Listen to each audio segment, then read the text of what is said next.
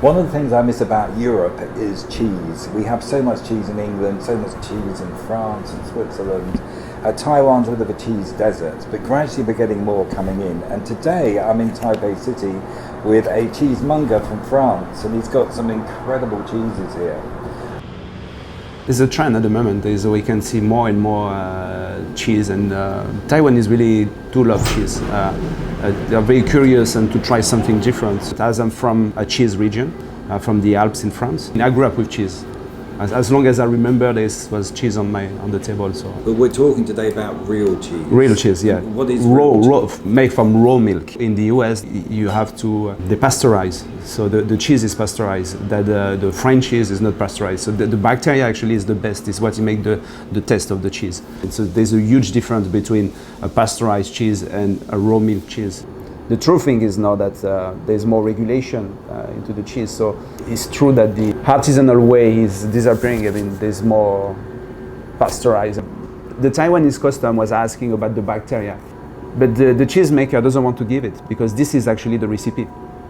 So it was like a battle between the custom and the producer to give me the name of this bacteria. This bacteria is actually the recipe.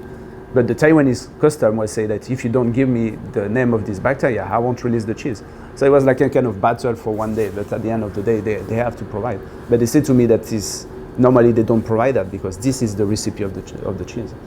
So is pasteurized cheese doesn't, you kill the bacteria because you're cooking. So there's no more all these flavors. I will say that Taiwanese are very foodie. I mean, they love to eat. They're always snacking all day.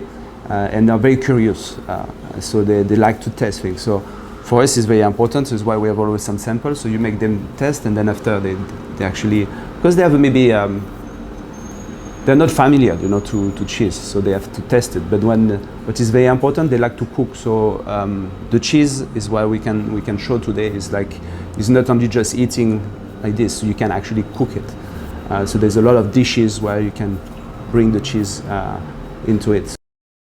The Comte is one of the most famous cheese exported in the world because it's a hard cheese. It's very fruity. It's very, very lovely.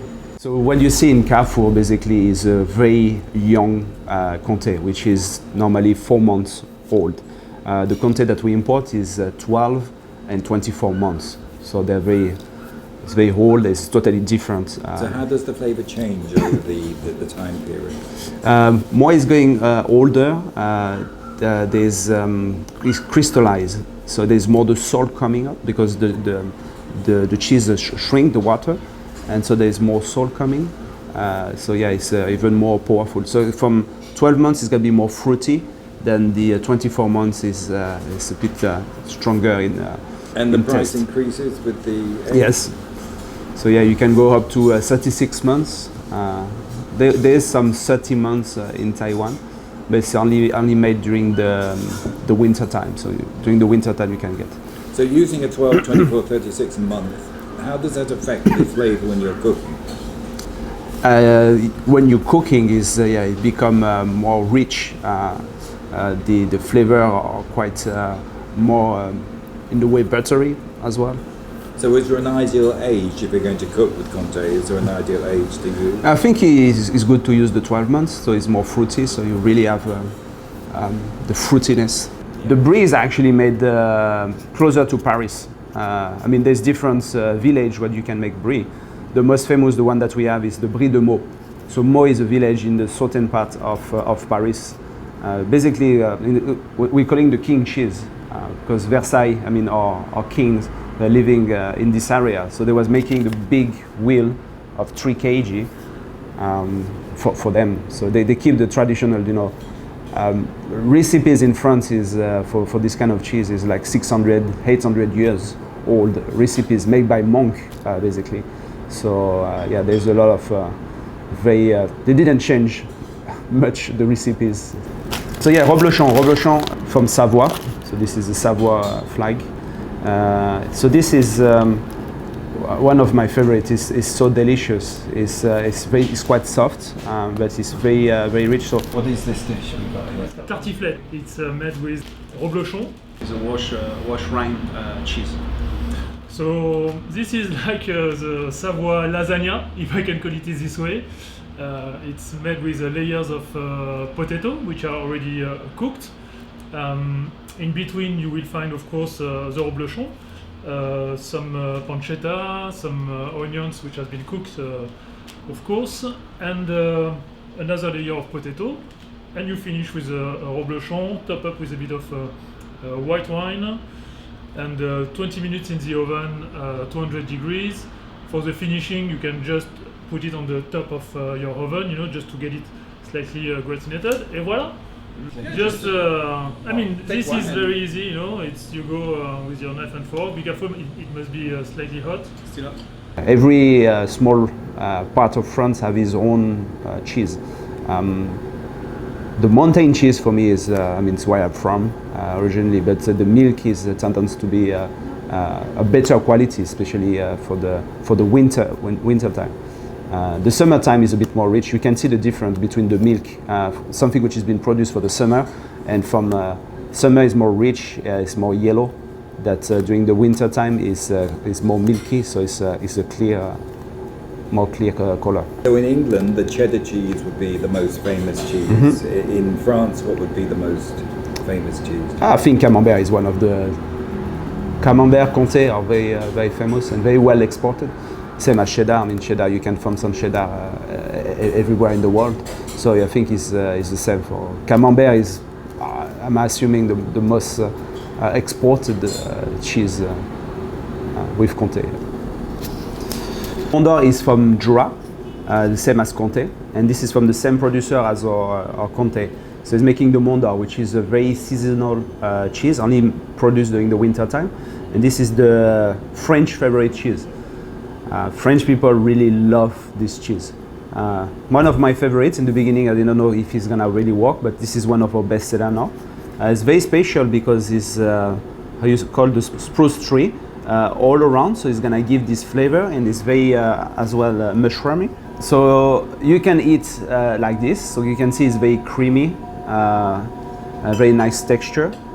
Or you can even put in the oven for 20 minutes with a bit of white wine and some garlic.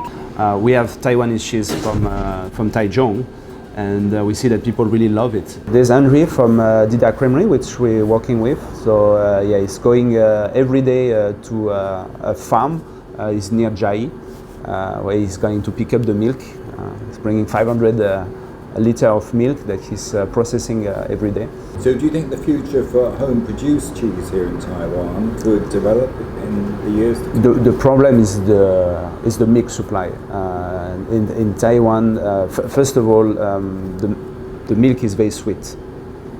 So you cannot process cheese with a sweet milk. So he has to have a special dairy farm to give him, they give edamame bean instead. So this is gonna be more less sweet. So you can be anywhere in the world and still make perfect cheese? Yes. If Taiwan was to sort out the milk production problem, we could be having some interesting cheesemakers here. Yeah. You need to be a bit cuckoo to start this venture in the beginning. But I think he showed to people that actually it's possible. And with a lot of when you're ambitious and you want to make it happen, it tastes very good. Today we're gonna make a Saint-Nectaire, truffle Saint-Nectaire. So Saint-Nectaire is a cheese from Auvergne in central France. AOP since 1955. We need a tartufata, which is a truffle paste, and we need some mascarpone. So what I'll do first is take a big spoon of mascarpone, and then after we're gonna a bit of this truffle paste. So 100 grams, but 3 spoons. So the truffle paste is a mixture of a lot of truffle, but other mushroom as well. There's a bit of anchovies as well. So what I'll do, I'm just put it all together, mix it. Then after I add a bit of white truffle oil.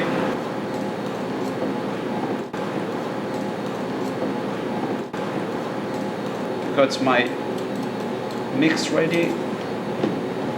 I'm gonna cut the Saint-Nectaire. Make it easier when I cut it in half. There we go. Then after, I mean, the easiest is to have this big knife. I mean, it's like we call it here cake knife. And actually, you go all over.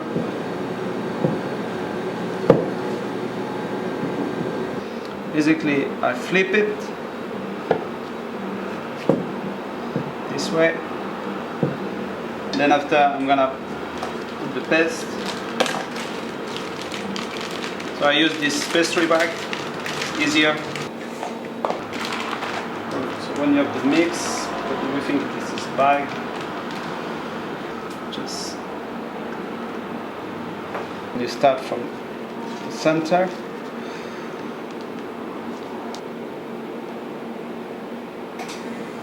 Basically, after with the spoon, try to. Yeah, what's important is to put it same place.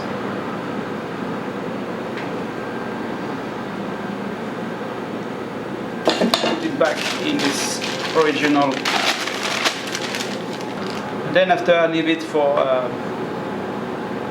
about one day in the fridge. Bon appétit! And this is called again? Truffle Saint-Nectaire. Every month now we're gonna try to bring some new cheeses from France, and so all of these cheeses are AOP cheese. So you know, in France we are freak about our product, so that's the way or the government try to protect our products and put what we call the AOP system. This is called Beaufort Chalet des Alpages. The cow are actually heating in 1,500 meters altitude in the summertime in the Alps. So it gives a different flavor to the milk. This is a cheese which only made during the summer. This is quite a rare cheese for Taiwan. Yeah, it's super rare. I think we are maybe one of the only one to bring in Beaufort. Saint-Nectaire from Auvergne, so central of France, cow milk. You can see the texture, so it's a soft semi-hard cheese. It's wash-rain cheese, aged in the cave, so it doesn't see the light. Is why you have this kind of bloomy started on the top. What does that do to the cheese then? It gives this the color. First of all, is going more into this grey color, the same as the tom, and yeah, you have this more mushroomy and earthy character, which is coming to the cheese. This is, you know, from the Alps, from high altitude. They live in a big room. They turn it. This is from a cave, so it's the same as a mushroom, for example.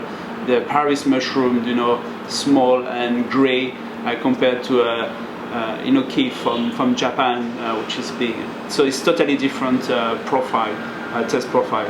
This one is from Jura, so from the northeast of France, in the Swiss and German border.